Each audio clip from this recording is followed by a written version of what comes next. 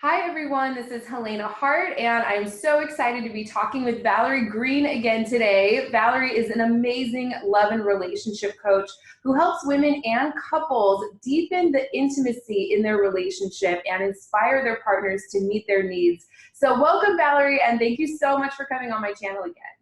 Hi, Helena. I always love these interviews. It's just so much fun.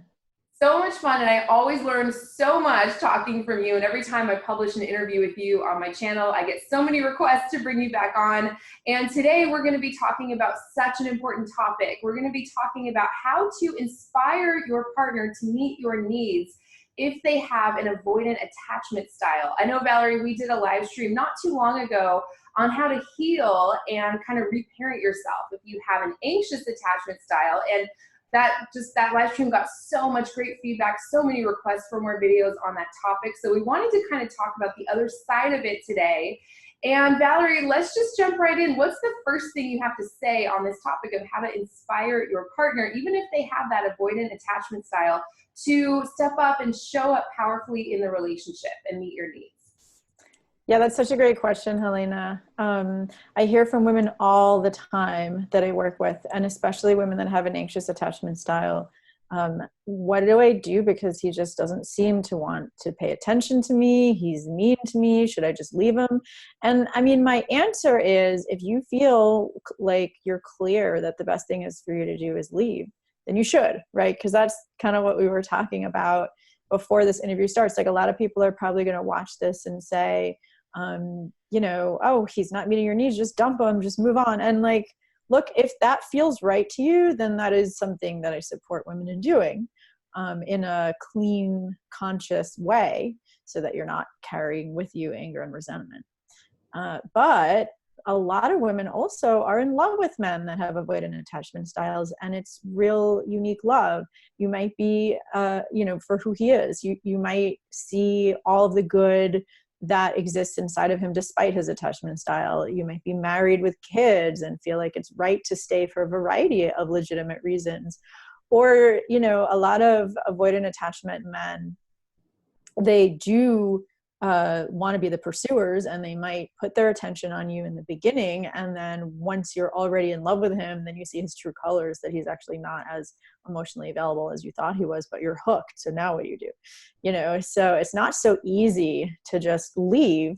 And what I want to do is to encourage women throughout this interview to see whether or not you feel capable of doing the work that I'm talking about in this interview, because it does take a lot of patience and persistence in order to help avoidant attachment style men, especially, to show up and be more responsive and to have more empathy and to want to spend more time being close to you. And it's totally possible, though. That's the first thing I want to say. I've worked with couples and I've worked with women who are dating men with avoidant attachment styles. And I also actually worked with men that are dating women with avoidant attachment styles. So I want to say that it's not just men, obviously. And that it's not a pathology. So a lot of people tend to think that there's something wrong with you if you have an insecure attachment style, but about 50% of the population does have an insecure attachment style, either avoidant or anxious, or disorganized, which is also called fearful avoidant. And I'll talk about that a little later. But at least 25% of the adult population is an avoidant. So it's not like you're going to avoid them. So in this interview, I'll both help you recognize the red flags so you can avoid one if if you think you might be dating one. But I mean, like I said, they're legitimately wonderful, sensitive, caring people when you really learn how to give them what they need, and that's the secret to inspiring a man with an avoidant attachment style to meet your needs, is to give him what he needs, which is actually kind of different and the opposite from what you need. So it's really important to understand why that is. Like, what was the childhood? Because usually they suppress the memories of their childhood. So you won't get that by asking him about his childhood. He probably won't want to talk about it. But in this interview, I'll elaborate on, in general, the causes of avoidant attachment in childhood, and what his behaviors are meant to protect inside of him, to make him feel safe, so that you can stop taking the behaviors personally. You know, when he like doesn't respond to your messages, when he seems to want to avoid talking to you, when he needs a lot of space, when even he puts you down, like those are all defense mechanisms to protect against him feeling pain that he felt in childhood. So like, I want to describe that, and I want you to understand that so that you stop taking it personally. So like, that's what I think is the first step, is the inner shift, because anxious attachment style people especially tend to obsess over the relationship. So when he's not responding, what an anxious attachment style person will do, and notice if this applies to you, because if it does, then it makes sense to also watch the other video that we made about healing an anxious attachment style. And we'll put that in the link below this video. Yes. I love everything you said. Sorry, my cat Leo is just joining us. I know, I was He was messing with me. He usually likes to be involved at some point when I'm doing interviews and videos. So he's gonna be hanging out with us, jumping in and out of this one. So yeah, I love everything you said. You know, I know a lot of women will, you know, they see the titles of some of my videos and they say, well, just dump the guy and move on. Yeah. If you're watching this, you might not be ready to do that. Like Valerie said, you might be, have been married to this man for decades and have kids with him. Or, you know, I have other videos where it's like how to move on from a man who is just breadcrumbing you or not meeting your needs. And I get so many comments about like, well, what if I'm, you know, deeply invested in him, or what if I'm not ready to move on? So that's what we're going to be talking about in this video. I love everything you said. And yeah, the links to all the videos I've done with Valerie are in the description right below this one. So definitely check out the live stream we did on how to heal and reparent if you have an anxious attachment style. We'll probably be doing some more videos on that topic. If you guys are interested, let us know, because it's just such a common thing. I can definitely relate to that myself. I know most women who are drawn to this work can. So Yeah. what is that? I think maybe it would be helpful to explain the different attachment styles. And I know you mentioned like the red flags, some things to look out for in avoidant attachment style men. Do you want to start there? Definitely. Yeah, I think that's important. I mean, we'll start actually with the red flags, because I think that it's important, if you're just dating, to recognize like who is avoidant attachment, you know, versus a narcissist, versus, you know, someone who's just not ready for a relationship. Like there's so many differences, and you really have to get to know somebody in order to know the difference, of course. But the main red flags are, first of all, most avoidant attachment men do not have very many close relationships in the rest of their life. So that's the first thing to look for. They won't talk about deep conversations they have with their friends. They don't share their feelings and their inner worlds that much. The thing is, they can be quite funny and charming, and they do know the social graces and like how to be courteous and chivalrous. And they actually, studies have shown that avoidant attachment men will use actually more touch and eye contact in the dating process than even secure men. And that's probably to subconsciously play the game, because like they've taught themselves that that's what women want. And I'm not saying that's done to manipulate you. Like they really do like you when they meet you. It's not like some farce. I mean, there are men who try to manipulate and play women, but that's not usually avoidant attachment men per se. There are a lot of men that have avoidant attachments that are actually quite caring and sensitive. So those are the ones I'm speaking to here, as opposed to the players. But so you'll recognize avoidant attachment because he also will, when you get into his relationship history, he won't have had a lot of long-term relationships in his life. Usually they don't stay in long-term relationships for very long. So like, that's what you'll talk about. That's what he'll, you know, you'll notice that when he starts mentioning his history. And also avoidant attachment men, they won't really respond to simple requests that you make in person.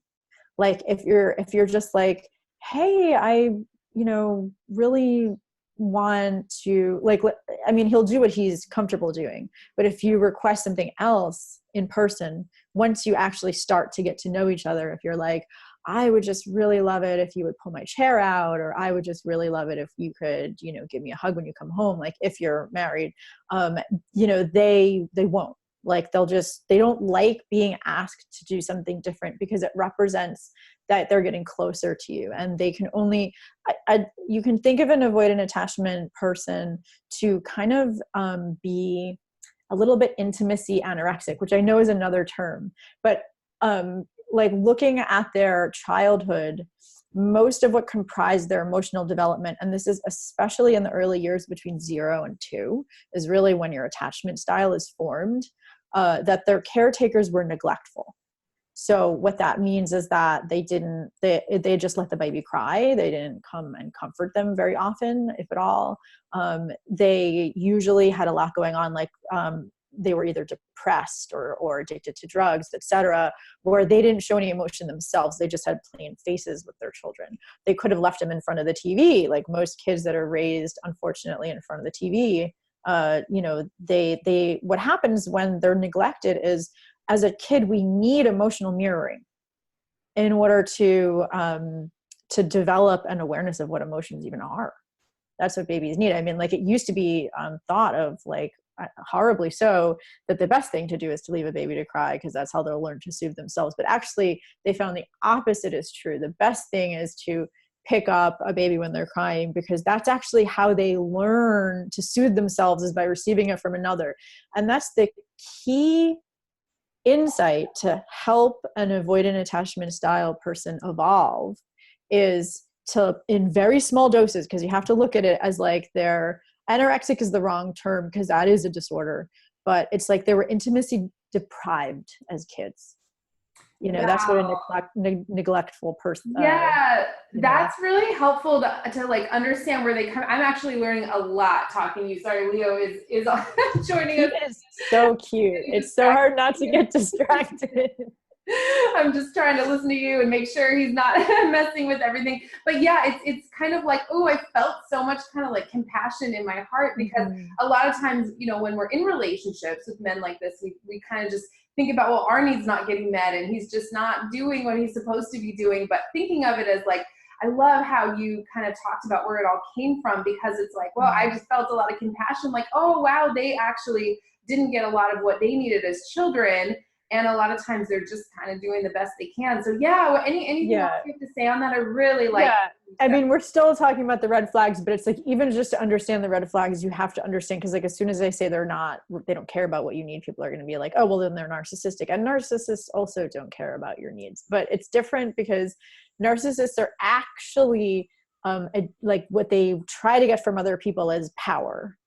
They need like the supply of other people, basically like putting them on a pedestal. And so you'll notice that narcissists will be a lot more manipulative and degrading once you get to know them.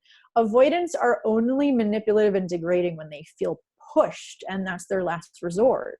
And now, granted, even just you saying, can you call me once a week, could make them feel pushed. So it's like, that's another main thing. And I'll talk to the ways to really influence an avoidant partner later. But one of the main keys, besides understanding that they're intimacy deprived, so literally like they can't handle it. It just doesn't feel safe to them. It's like, it puts them into flight. They need to get away. It's so uncomfortable. So it's like, to understand that, but then also to understand that you have to see how your moves contribute to them getting overwhelmed. And they don't show it. It's interesting, like studies with avoidant partners in conflict, they have plain stone faces, they're stonewalling, they're not being emotionally expressive, but internally their heart is racing like they're being chased by a tiger. So like, recognize that if he's being mean to you, it's because he's experiencing that he's being chased by a tiger because you asked him for reassurance. I mean, I'm not saying like, don't ask him for reassurance, but one of the strategies I'll talk to you later is to like really pay attention to like, I mean, I feel like that's one of the main differences in behavior between like a narcissist and an avoidant attachment person, is that a narcissist like needs narcissistic supply of power and status, whereas an avoidant doesn't necessarily need that, but he will use the same manipulative tactics when he feels pushed, because intimacy feels so dangerous to him. It's like, so I want you to just imagine that I mean, it's hard because we don't usually remember like when we were 1, but like imagine that a baby is just left to cry on their own and not picked up and not cuddled. And when they are, like, the caretaker seems, for whatever reason, to be distant, and that they don't want to take care of them. Like, a baby has two choices. I know I talk about this a lot when I talk about limiting beliefs and why we create them, right? But like, a baby has two choices, and this is all done subconsciously, of course, because they can't even talk yet. But they could think, oh, there's something wrong with my caretaker, or they're not capable of meeting my needs. I deserve it. But in that case, they literally might die because they don't trust that they'll be taken care of. And that's so dangerous to the nervous system of a baby that it is inconceivable. So instead they think, oh, something's wrong, and that must mean there's something wrong with me. And so what they do is they just totally shut down their emotions because that's too scary to feel. So at their core, they feel like there's something wrong with them. And that's why they're so sensitive to criticism too. But another difference between a narcissist and avoidant is that an avoidant actually creates a somewhat healthy, adaptive sense of confidence, self-confidence, thinking like, well, actually, my mom wasn't available because she wanted to teach me how to be independent. And I don't need other people, and needs are weak. And anyone who's vulnerable is weak. And nobody needs anybody else. We can all be strong and fend for ourselves. And that's actually another way to recognize an avoidant when you're dating one, because he'll say things like that. I don't need other people. I'm not close with anyone.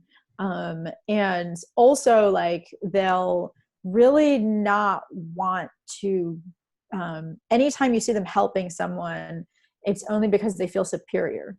And it's not necessarily like a demeaning thing. It's literally like, if somebody is in need, you can see that they're uncomfortable because it puts them in touch with their own neediness. And they can't feel their own neediness because that would just feel too painful for them. If they experience their neediness, then that would mean that they're going to be, dependent on someone who's not there for them. And that's just too scary. So like, that's another way you'll recognize an attitude of an avoidant. That's totally, like, I don't need anyone else. I'm strong. I'm independent. Actually, that's really attractive. Unfortunately, that's one of the most attractive qualities about them to an anxious attachment style, because anxious attachment style people think that they are dependent on other people. They don't trust that they could do it alone. So like, being with someone who's really confident and independent is attractive. They just don't realize that they won't care about your needs either, because they don't think that they have any. They don't think that anyone legitimately has any, Wow. I love what you said. Again, I'm learning so much right now. This is just like so informative that it's not almost like not acceptable for them to have needs, because going back to their childhood, that would mean I have a need and it's not going to get met. And Yeah. I love what you said too about that independence and sense of confidence on some level is attractive to someone with an anxious attachment style. I know we definitely wanted to talk about how those two attract each other. Would that be a good time to go into that? Sure. I mean, you wanted me also, I remember, to talk about the statistics, so I'll talk about that first. But yeah, I mean, the anxious avoidant dance is extremely common. And so I'll talk about the attachment styles, but I want to say I do address that dance in that other video that we made, which is how to transform conflict into intimacy. And that's actually a lot about the cycle that an anxious and avoidant partner get into. And I call them the tiger and the turtle, because, that's just, it's just a fun way to learn about something that might seem uncomfortable. Mm-hmm. But the tiger is the anxious, actually, because what happens with an anxious attachment style person is, when you get triggered, you go into fight. And the avoidant, the turtle, goes into flight. They go into their shell. And it doesn't start out that way, but it's just like, they get caught in a cycle. So I'll talk about that in a minute. I want to say the statistics because you asked for that in the beginning. So approximately, and this is obviously approximate, but about, they say 50% of the population has a secure attachment style. And what that means is they're comfortable depending on people in a healthy way. They don't feel, they feel like they deserve love, and they don't feel insecure about it. And they trust that their relationships are going to last, and they look at conflict as an opportunity to get to know each other in a deeper way. And they have no problem feeling like I got your back, but they want to feel like, you got their back too. They're usually really easy to rely on, and they're dependable. And it's actually all learnable. These are all learnable skills. So like I said, it's not a pathology. All we need to do is model what secure people do. And another thing is that our own style depends on who we're with. So like in some relationships I've been more anxious, and some relationships I've been more avoidant. Like it's our attachment style is very fluid, which is why it's possible to influence and avoid and to change. So about, like I said, 25% of the population is avoidant. And I think that has probably something to do with the popular idea not too long ago that it's useful to let babies just cry instead of picking them up, because then they learn to suppress their feelings. And that's why I think it's such a high number. That, and the fact that we have 2 family households nowadays. And I don't think there's anything, not 2 family households, 2 working parents, whatever that's called. Obviously I validate the economic reason to do that, but a lot, and there could be really loving families, that can't make ends meet, but for whatever reason, the child is neglected emotionally. So a lot of times, the environment will be where their parents are there for their physical needs, but not their emotional needs. And it might just be because they're working, or they have an illness or whatever. Or because of their own parenting, their own parents, how they treated them. So that's about 25% of the population, and about 20% of the population has an anxious attachment style. And that is usually caused by parents being available sometimes and not available other times. So there's this intermittent reinforcement that sort of causes anxiety, because you don't know if your needs will be met or not. So avoidance just didn't get their needs met, enough at all, so that they just make it, they rationalize it like, well, nobody has needs, everyone for themselves. But anxious style people, they got their needs met sometimes, so they know the value of it.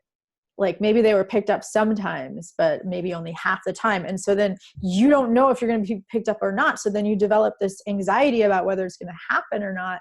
And what do you need to do in order to be lovable enough to make it happen? And so that's where, that comes from, unfortunately. And, a lot of times it's not a bad person being the parent. They're just not, for whatever reason, able to be available enough. It makes so much sense that we in that other interview we did on transforming conflict into intimacy, the tiger, and I can see how if you had gotten that intermittent reinforcement as a child, it turns you kind of into this, almost like this Terminator robot, like I'm just gonna pushing and pushing and pushing, because sometimes it works. Sometimes I keep pushing and doing, like throwing a tantrum or resorting to something, the damsel in distress kind of energy or something, because sometimes it works. And so that's what could potentially turn someone into that tiger, anxious attachment style person. Wow, that was amazing. I love everything you said too about it's fluid. I was going to ask you if, in some relationships you can tend to be more anxious, and some you can tend to be more avoidant.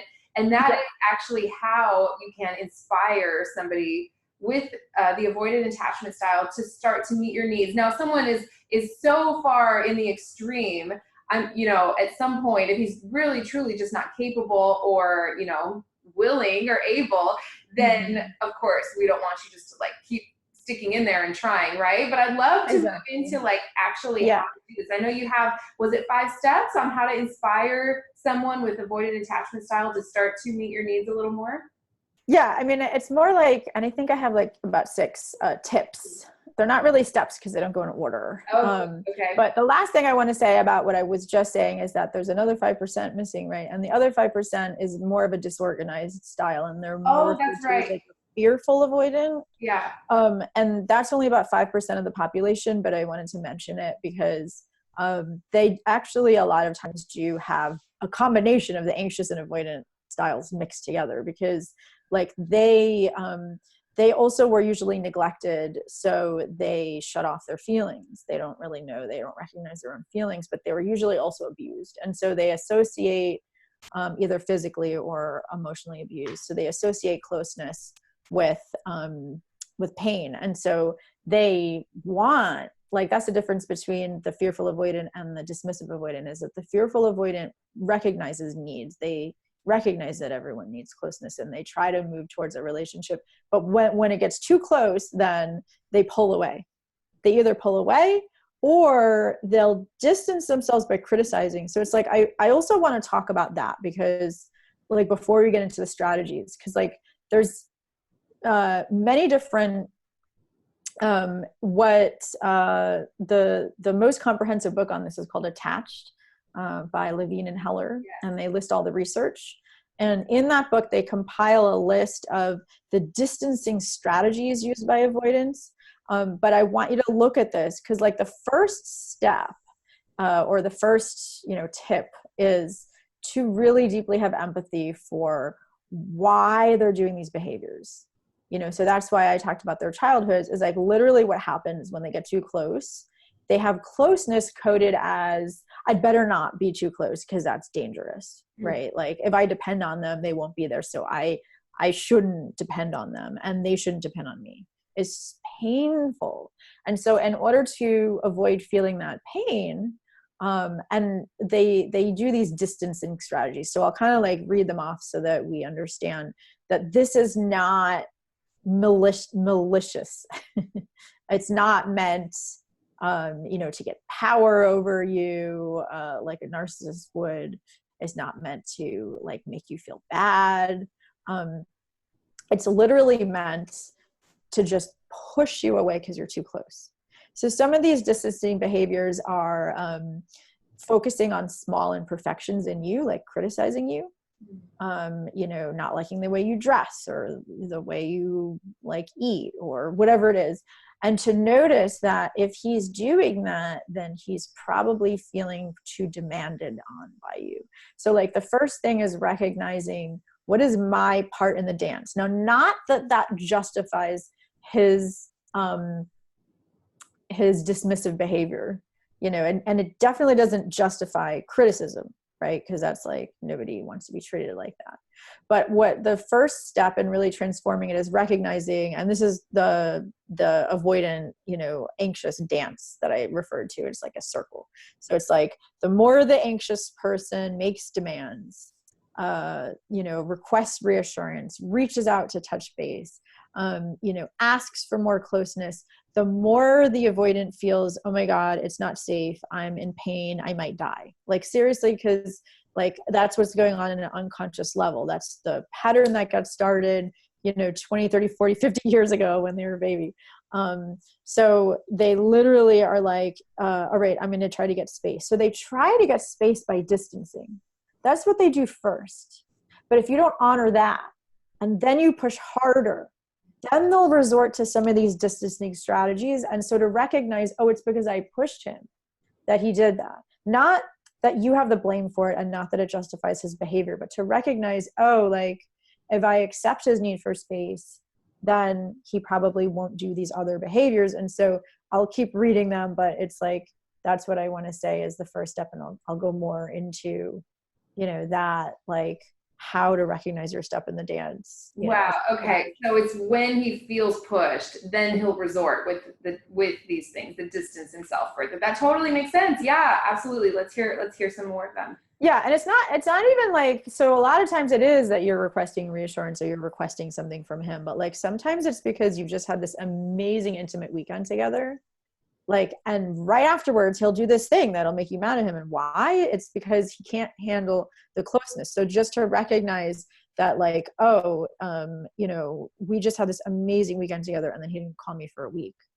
What the hell? I mean, it's going to trigger an anxious attachment styles abandonment a lot, which is why I think it's important if you're not exclusive to be dating other people, during that time, so that you're not necessarily expecting anything from somebody who hasn't agreed to give it to you, which we talked about in the other interview about how not to give your heart away to someone who hasn't earned it, right? Mm-hmm.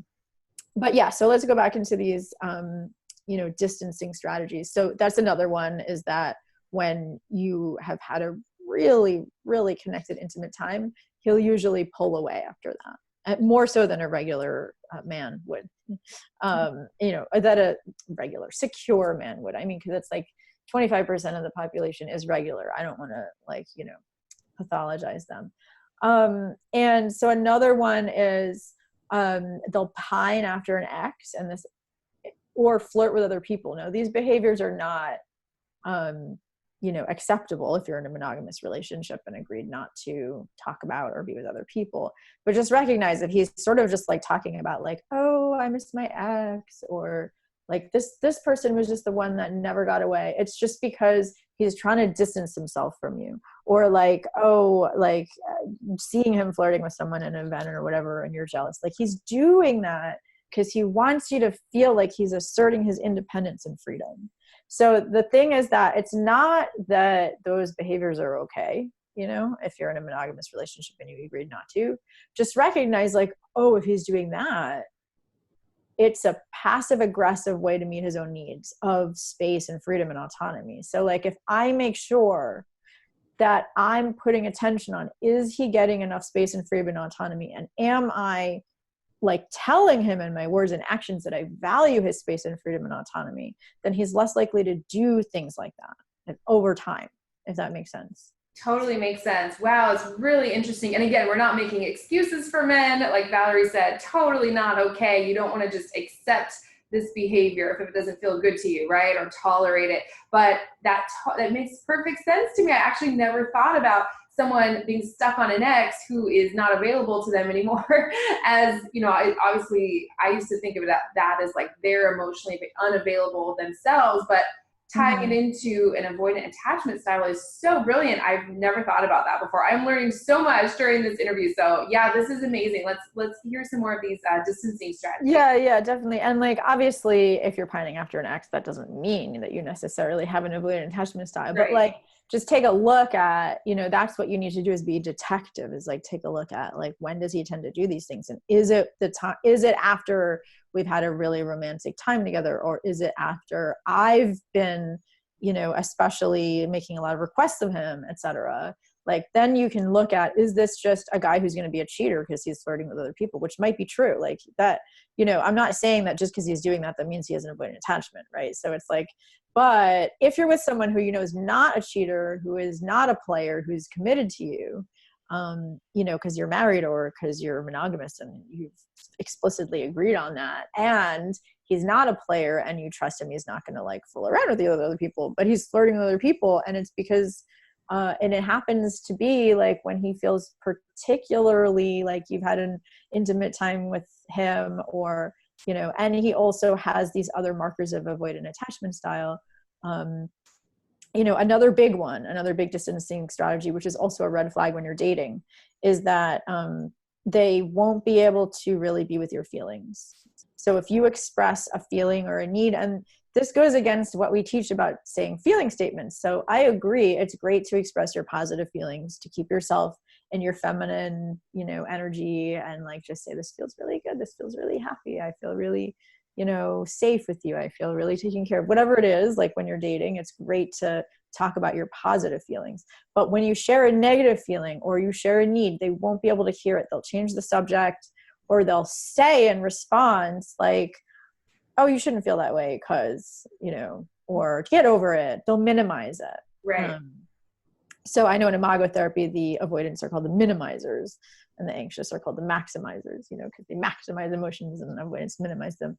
And, they get caught in this cycle, like I said, not just because they reinforce each other's moves, but because it reminds both of you of your triggers from childhood. Like, it feels familiar, right? Because anxious attachment style people are used to getting that intermittent reinforcement. So like, it turns them on.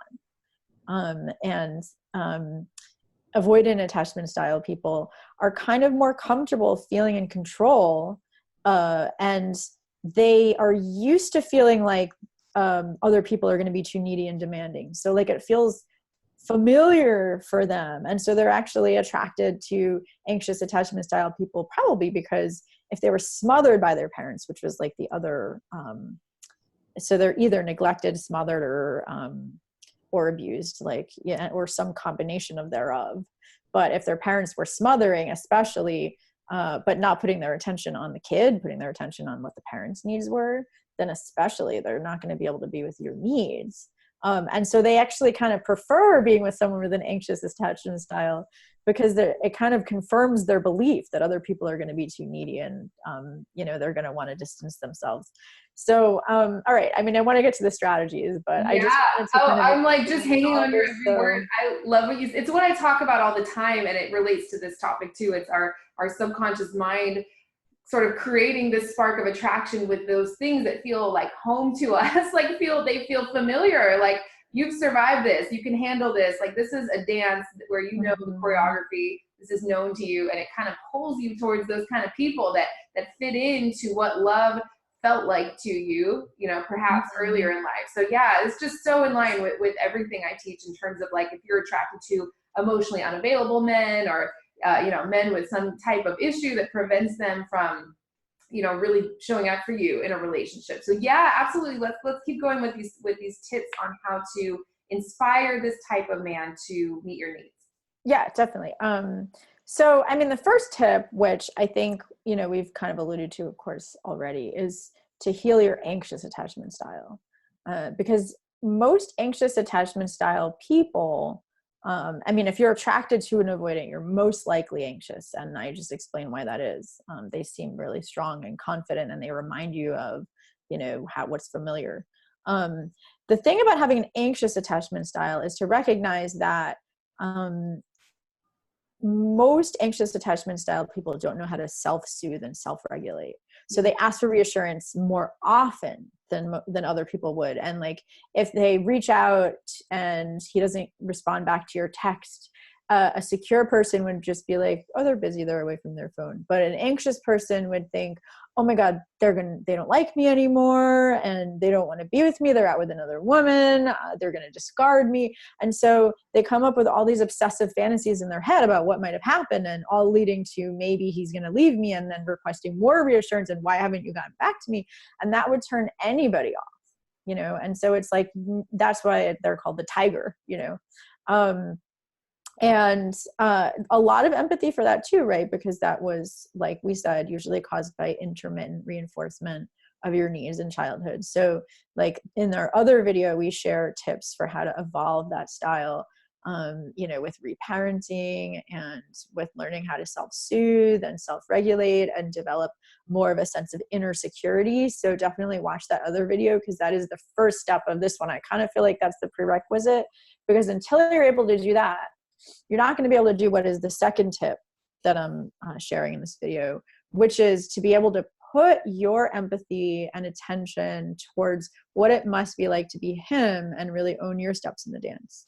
Because if you're so focused on your own fear of abandonment, then you won't be able to put your attention on what's really going on for my partner right now. Because even just being able to fully step into his shoes and have empathy shows that you're able to self-soothe, because it's not until you're able to really give yourself empathy for your own feelings and needs that you're really going to be able to step inside his shoes and have empathy for him. That's just the way we work as human beings. And so the first step, in terms of like, after you're healing your anxious style, and then you're, really learning how to feel more inner security, is that you step inside his shoes and see, like, what must it be like for him? Like, how am I triggering him by my behavior? And what does that feel like for him? So that's not to say you did anything wrong. You're just asking for what any normal person would ask for. Like, you're saying, hey, like, it'd be great if we haven't seen each other all day, if we could hug each other when we come home. Like, what do you think about that? And an avoidant person would just be like, why would we do that? Like, I don't want to hug you. Like, I don't want to see anyone when I come home, and so like, and if you're an anxious person, you would think, oh my God, he doesn't care about me anymore. He doesn't want to meet my needs. He's not really going to be there for me. So it's like, you have to be able to self-soothe, take care of your own needs in that moment, and then try to step inside his shoes. What might make him say that? So like, if you imagine that he comes home and hugs you, what must that bring up for him? obligation. People always want things from me. Everybody around me wants my attention. I don't ever get any space or autonomy or independence. Like, he probably has felt like that since he was like 1, you know? And so recognizing what it's like for him, like, it literally feels like, you can kind of imagine that you've, you know, been deprived of the sun your whole life. Let's say, like, intimacy is kind of like sunshine in this analogy. But if you're like an albino and you've been out of the sun your whole life, and suddenly you go in the sun, it's going to be like, like, too much, you know? Yeah. So that's literally what's going on inside him. It's not like he doesn't want to be with you. It's because he's with you, right? He lives with you, I'm assuming, in this example.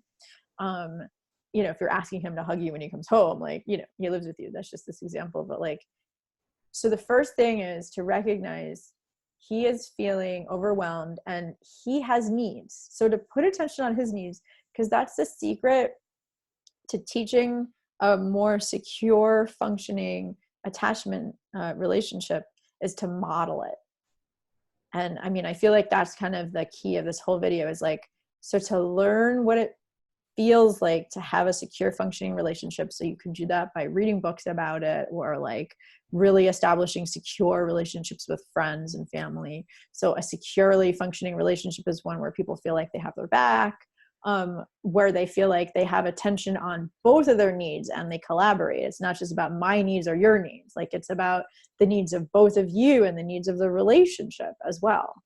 And they're comfortable with that, and they're comfortable with depending on each other, and they're comfortable about accepting each other's needs for space when they need it and closeness when they need it. So you have to model that for him. And the way to do that is to, first of all, because the thing is, avoidant attachment style people, and men in particular, but people, they don't think needs are legitimate. And so the way that if you just try to convince them that needs are legitimate, and especially by talking about your needs, he's not going to want to hear any of it, right? But if you start talking about his needs in a really lighthearted, caring way, and like, not just talking about it, but meeting his needs and then pointing out, not in a condescending way, but in a really like loving, caring way, you care about his needs. That's like a game changer for him. So like, he needs autonomy, and he needs his autonomy respected. He needs a lot of space, like more space than most people. He needs freedom to be able to make his own choices. And he needs to feel like he's not being put upon or demanded upon or forced to do something, you know? So like, whatever those needs are, I feel like it's important to kind of like find out, however you can, because a lot of avoidants don't talk about their childhood, but kind of find out like what his triggers are from childhood. Maybe he was smothered, maybe he was abused, maybe he was neglected. You can kind of figure that out just from knowing his parents, or just from kind of like, you know, hearing snippets of, you know, seeing how he talks about his childhood, or like how his brothers and sisters are, whatever. Find out what his trigger is. So if his trigger is being smothered, make sure that you say, I care about giving you space and freedom, you know. Or if his trigger is, you know, being abused, and he feels like closeness equals abuse, like make sure that he feels accepted and seen and validated, and like actually model that for him, and also overtly talk about it, like, you know, in a caring way. So for example, like if he's like, I just, you know, need to be in my office all day, whatever, like just be like, that totally makes sense. I care about your space. You can have as much space as you need. So like, the more you do that, you notice you use the word need there, but he won't object to that. But he's learning that he has needs. And that's like the first key towards having a healthy attachment, is recognizing that if he's in a relationship with someone, they're going to care about his needs. That's a huge game changer, because he's probably used to being with people who don't think about his needs. They only care about theirs, you know? So like, over time, he's going to then recognize, oh, she cares about my needs. And that's a game changer, because like, I'm not saying you're going to be able to do it in one conversation, like, hey, I care about your space, but don't you care about my need for connection? Like, he won't necessarily care about it in that conversation. But over time, like, you can then bring up, hey, I really love that I can give you space and space recharges you. And connection recharges me in the same way. So I'm wondering, is there a way that maybe like we can figure out a way to have both in a given day? Like you can have as much space as you want, but then like what way would given the connection makes me really happy and like I just love spending time with you, like what's your favorite way of doing that? Just kind of like that's how the feminine comes in, because they're like empowering him to solve the problem. But that's after he's legitimized that like needs exist, because he's taken ownership of his own needs. So that's like the second tip, is to make sure. And I actually like encourage couples, when I work with couples, to have a soothing statement for each other. And what that means is to kind of like dial down, like, what is your biggest trigger for childhood? So like for avoidance, it's usually that they feel smothered, or they feel like intimacy equals pain, and so their biggest need is for space and freedom and autonomy, and or they're scared they're going to be rejected, so they need acceptance. Like those are usually the triggers for avoidance. And for anxious people, it's usually they're scared they're going to be abandoned, and that's just usually the common denominator for anxious people. They fear abandonment. And so if you could keep on finding ways to authentically say, like, I give you space and freedom, I value your space and freedom, I value your autonomy, whatever. Then once he's gotten used to you saying that, you can ask him to say the same thing to you. Like, hey, what happens for me when you take a lot of space is like, I know it's totally irrational, but because of my childhood, I fear being abandoned. So if you could just say, hey, I'm going to take a lot of space today, but I want to connect with you later. Like that's huge for an avoidant, right? So like if you could just get him to say key things to soothe you, or like when you're in the middle of an argument, and usually what an avoidant will do in an argument is leave. They'll just get up and walk out of the room. They'll say, like, you're just being too needy right now, I'm leaving. If you could in that moment say, I care about your space and freedom, you can leave whenever you want, but before you leave, can you just tell me? We'll pick this up later. Wow. Yes. Huge. Yeah. Like, so like get him to then be used to saying before he takes space, like, I'm going to take space, but we'll talk about this later. Like, it's just, and then you can have space, so it's just a way of negotiating your needs so that you recognize what is the core fear that I have, and what's the core soothing statement that person can say and demonstrate to me in that moment when I'm triggered and they're triggered, and recognize you have opposite triggers. So you actually need opposite things, but you can learn to soothe each other. And then actually, like, you won't get to, because just the fact that he said, we'll talk about this later, or whatever, like, whatever it is that you need to hear, that calms your system down enough that you're not like just spinning out in an abandonment fear loop. And then he's not spinning out in like she's just going to be too needy and demanding and not give me space loop. And then it'll actually be easier to come back later, if that makes sense. Oh my gosh. Yeah. I think everyone should just rewind those past couple of minutes where you were just talking about modeling a secure attachment. That was so brilliant and powerful. I've never really heard anyone talk about it in that way before. So that was amazing. We could make 10 videos just on that. It's kind of like opening up the space. You're saying, I understand that that's a need of yours, and respecting and valuing that. And you're talking about needs in a way that he's not going to object to, right? Because then he has to recognize then, but you can't do it in a condescending way. Like, you have needs, I know you do, here they are, Of course. Yeah. I was going to say, if you have to do it in a really, it has to be authentic, 100%. You can't be doing that just because you have an agenda deep down that you really want him to connect with you and meet your needs right after. Because I can see, as we're talking about this, you're right. This takes a lot of patience. But if you're making a choice to be with this man and stay with this man, I can really see how these tips would totally open up the space to, I love the way you put it, model a secure attachment for the both of you, and really heal the whole kind of dynamic and undercurrent of the relationship. Yeah. So let's keep going with this. What's the next one? Yeah. The other ones are simpler.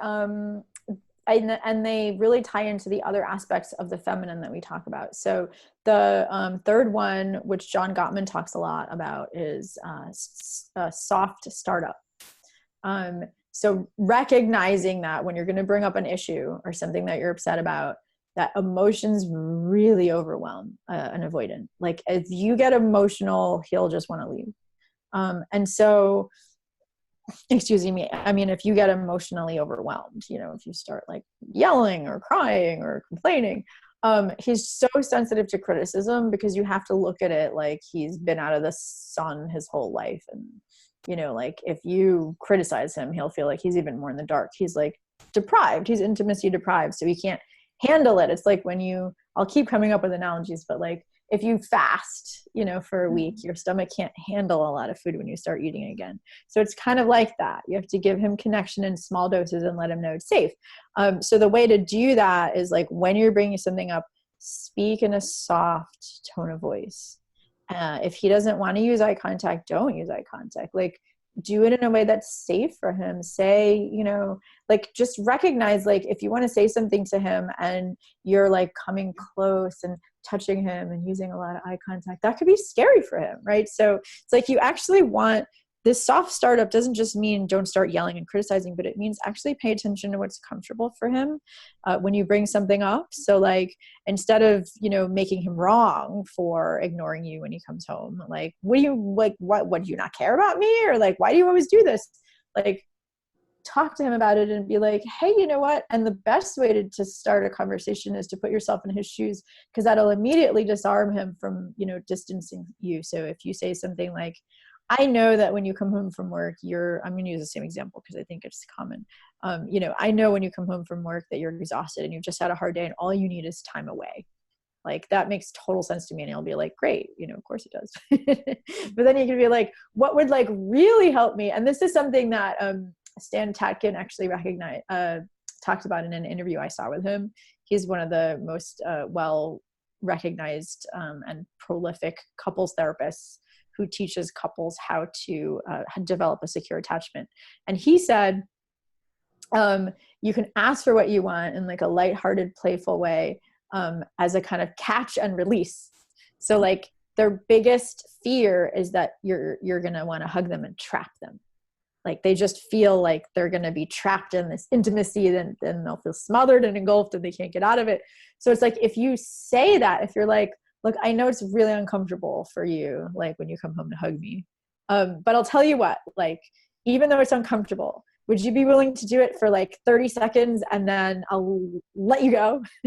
You know, like then usually, I mean, maybe not as soon as they walk in the door, but like usually they're amenable to that. And the thing is that once then they learn that you mean it, that they feel seen, that it's uncomfortable, and you've approached them in a soft way, in a lighthearted, playful way, and you sort of like let them know that you're going to release them afterwards, then eventually they'll warm up, perhaps, but I've seen this happen with people I've worked with, to enjoying it and like then hugging for longer and then being closer, because they'll see that you recognize they have this small appetite. They don't want to eat a lot, you know, of intimacy. They recognize that you're attuned to them, because like a big part of secure attachment is attunement to the other person and what they need. So like you're attuned to, they have a smaller appetite, and that's not them abandoning you. That's actually just like them being full sooner. So like let them go and then they'll come back. So that is a little bit like, you know, a feminine strategy as well, you know, is just kind of like letting him come to you. But he won't always come to you if he's avoiding attachment. And so I do think it's important to not just wait always for him to come to you. And that's where the next tip comes in, which is about being really clear and direct when you make requests. And don't talk about your feelings or needs, which I know that I mentioned in all my other marketing, to talk about your feelings and your needs, you know. But with an avoidant, a lot of times if you mention feelings and needs, like he'll just be like, who cares? They'll literally, I mean, and it'll sound mean, but you have to understand they're not trying to be mean. It's just coming from their own belief system that needs don't matter, you know, because they experience that their needs don't matter. So if you're asking for something, just ask really plainly, really directly. Soft startup, just be like, hey, you know, I know you value your freedom and I value your freedom, whatever. And at the same time, like, it would mean so much to me if you could be the one cleaning the car this weekend, because like that would just make me so happy. And I get to see you in your shorts and, you know, with your shirt off, and like maybe we could even do it together and have a hose fight. But like, you know, just the thought of doing it alone sounds boring and it's more fun with you. What do you say? So just do it like in a way where you've acknowledged that you want to give him space and freedom.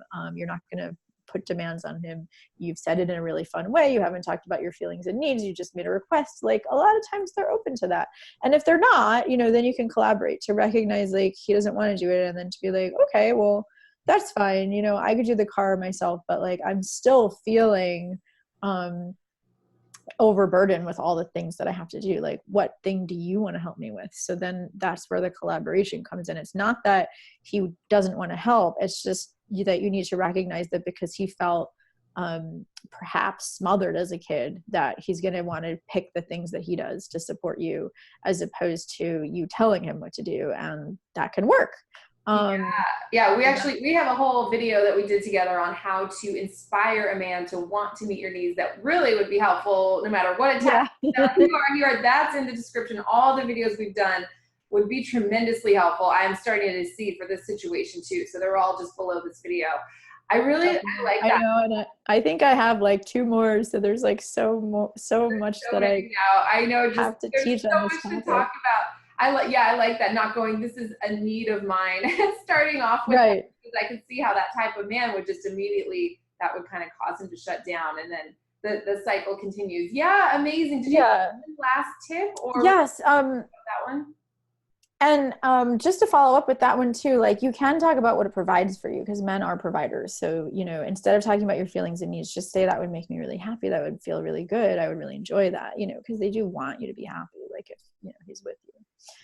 It's just that for him, happiness means taking care of your own needs, not, you know, supporting each other. But that's why I'm saying you have to model for him what supporting him looks like. And then not just like have it be one-sided where you're just supporting him. No, then once he really feels like he's good, then ask him to do the same thing for you that you just did for him, you know? So it's just that he needs to receive that emotional safety, like that his needs are important first, only because he doesn't believe that needs are important, you know? So like in emotionally focused couples therapy, which I was trained in, although I'm not a therapist, so I can't say I'm a EFT therapist, but I was trained in it. So like the therapist will always focus on the avoidant. Like first you focus on both of them and get them to see their cycle.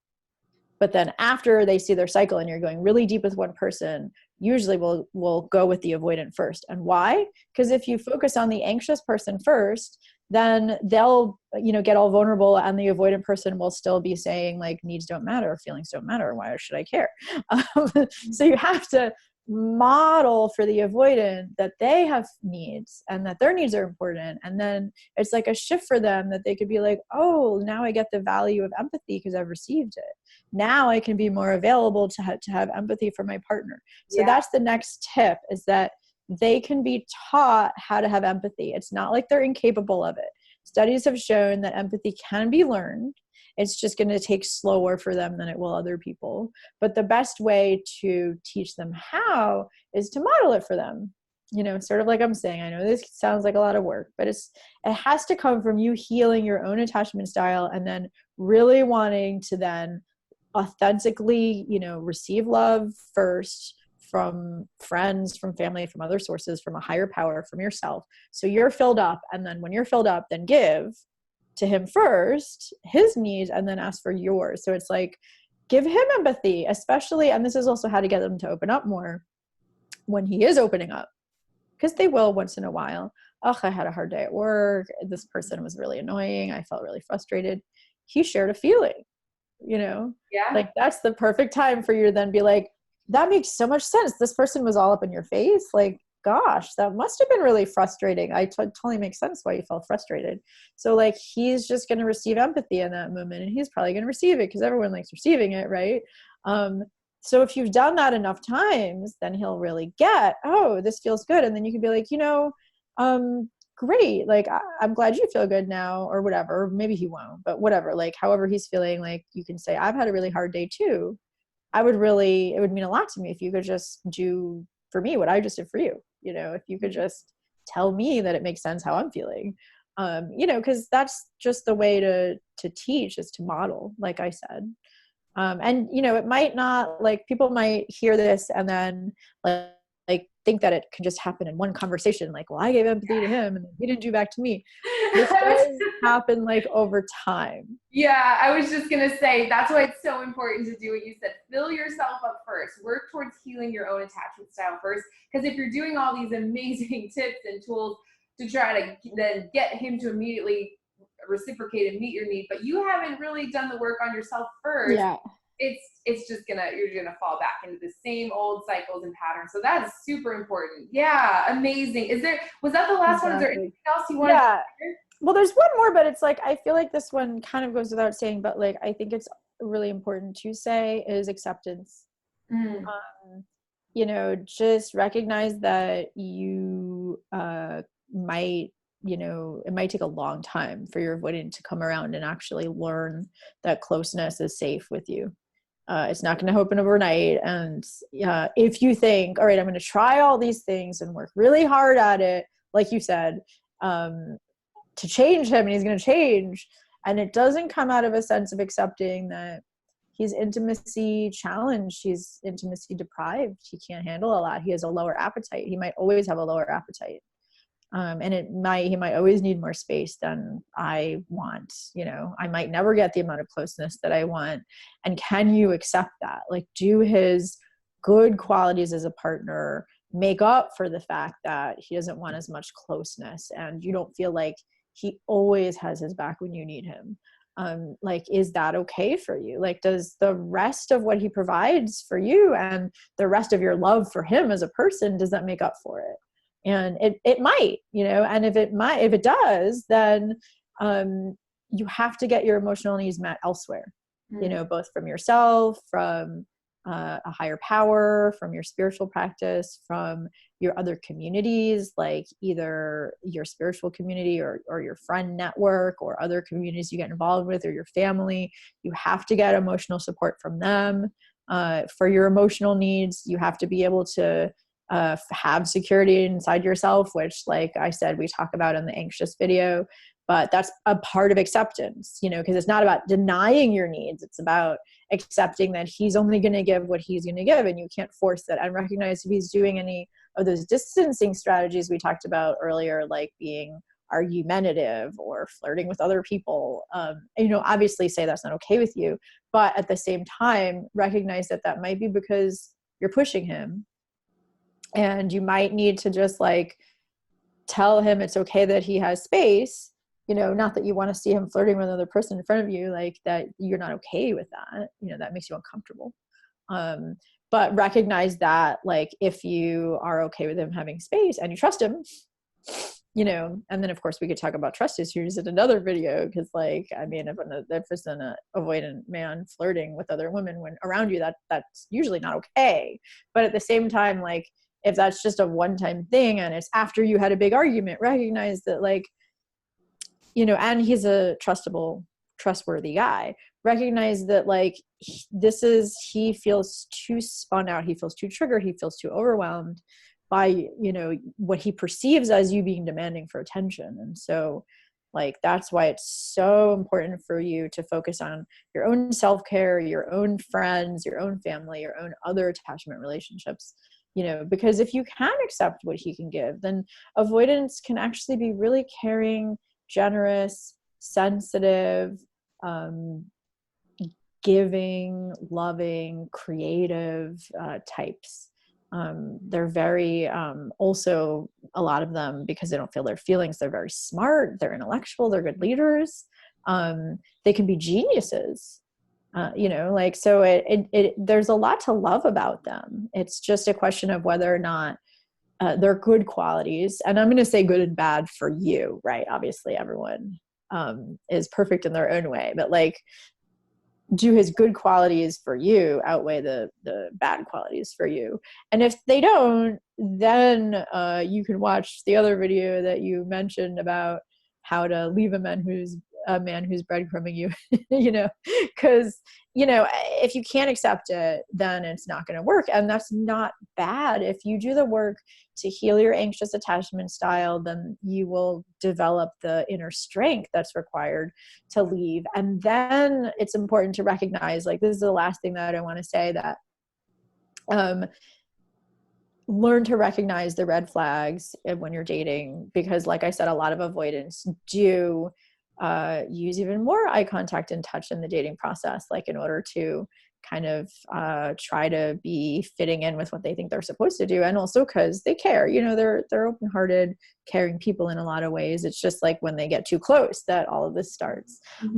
So just recognize that, like, an avoidant person, he might be really strong and confident. He might be really independent. He might have a lot of like charged sexual energy. It might be really exciting. He might be like this bad boy.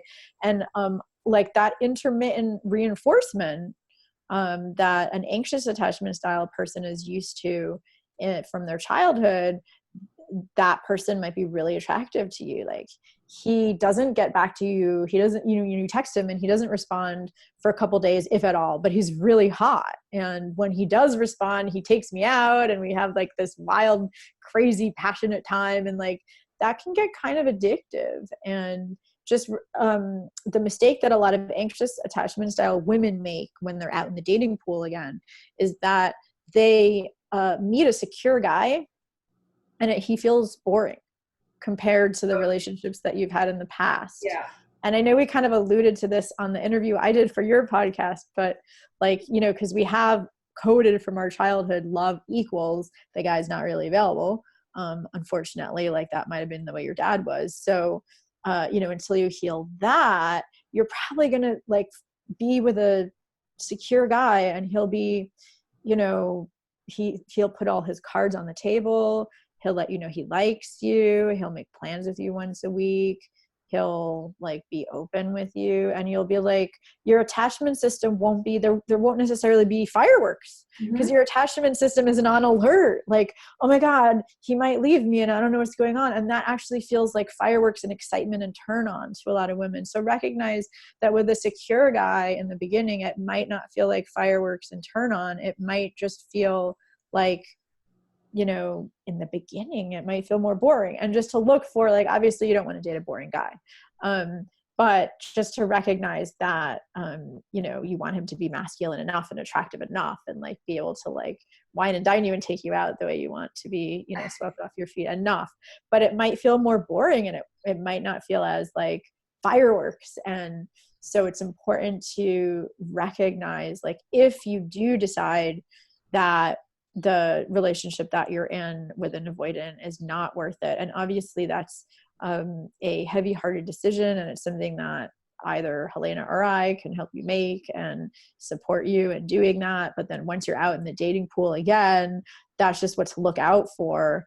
Because, you know, I imagine that if you're leaving an avoidant, that you want to find someone more secure. So a secure man is, you know, like, have empathy. He's going to have a lot of close friendships. He's going to be close with his family. He's not going to have a lot of drama. He's, you know, going to, when you share, like, I had a bad day, he's going to ask you more questions. He'll be interested in how you feel.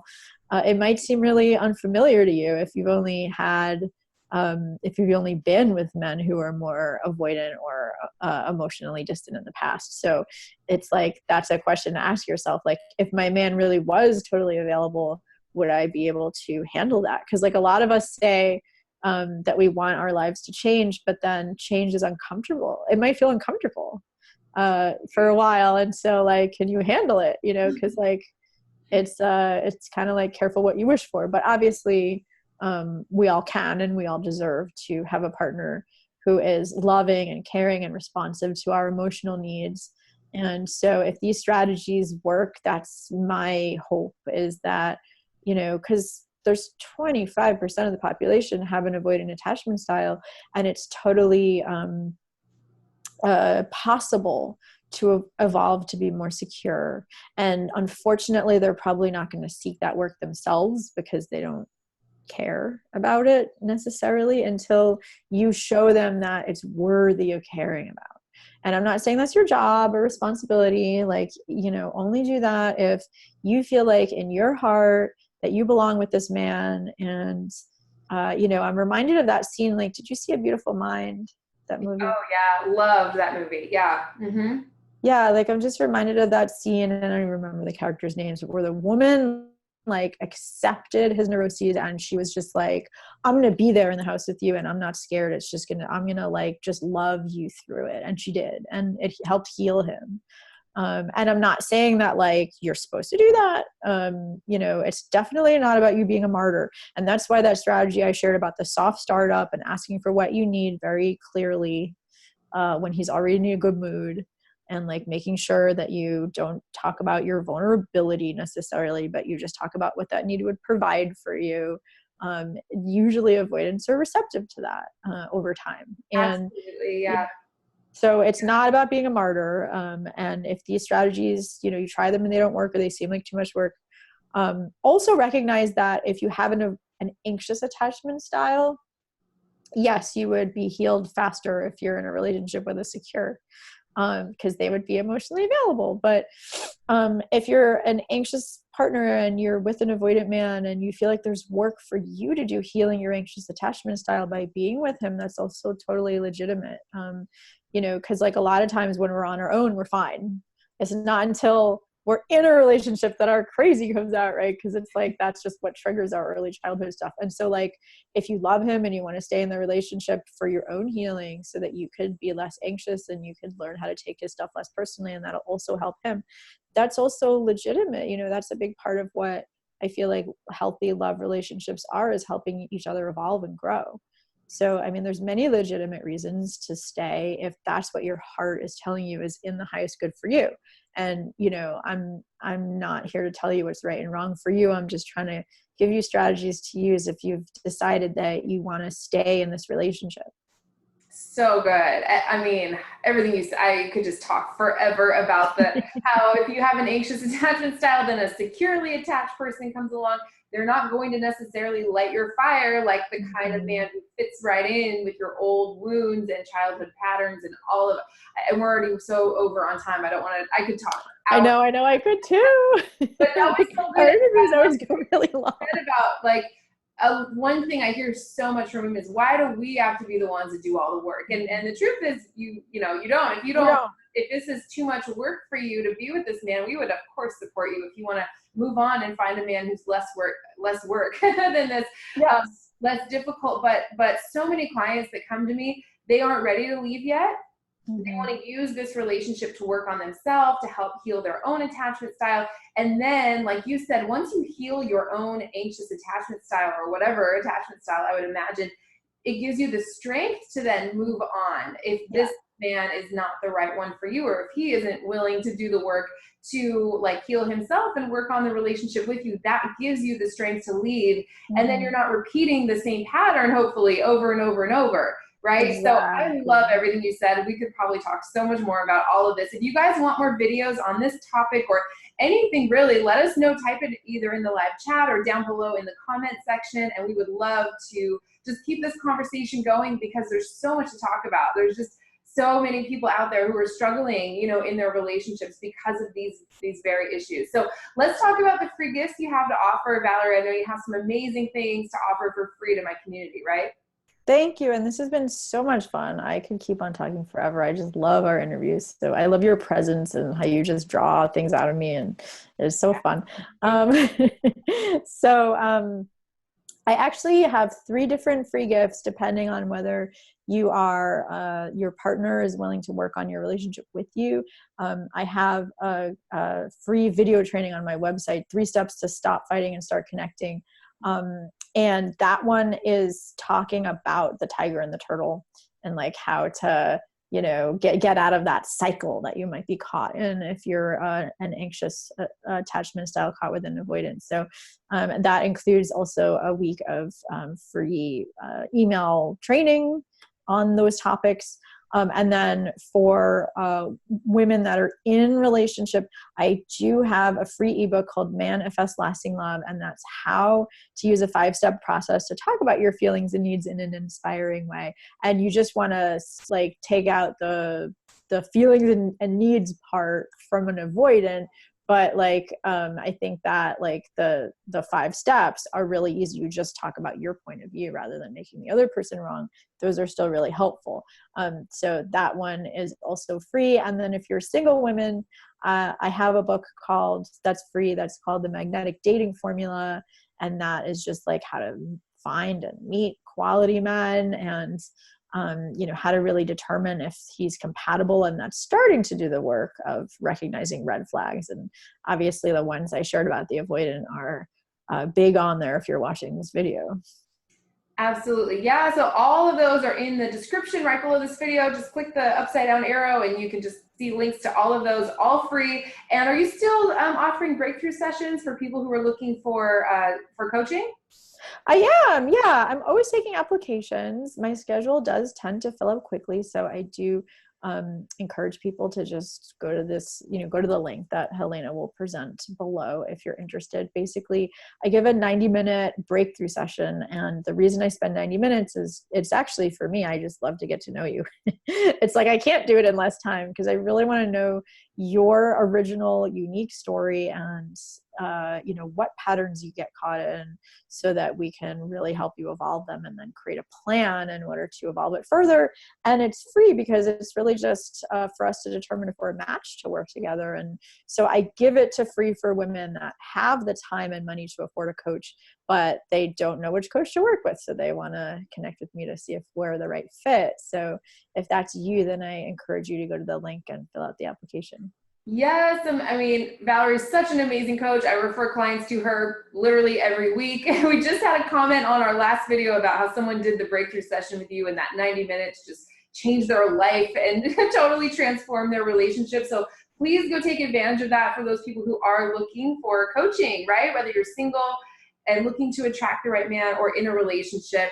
And let us know if you guys would like to hear some more on this topic or something else. The last few videos we've done, we've gotten the ideas from you guys and your suggestions. Yeah, love hearing from you guys. Feel free to share this video too with anyone who might be going through some of these things that we talked about. And if you enjoyed this video, feel free to give it a like. Let us know what you think down below in the comment sections. Valerie, thank you so much again. This was so much fun. Let's definitely do this again soon. So much fun always. Thank you.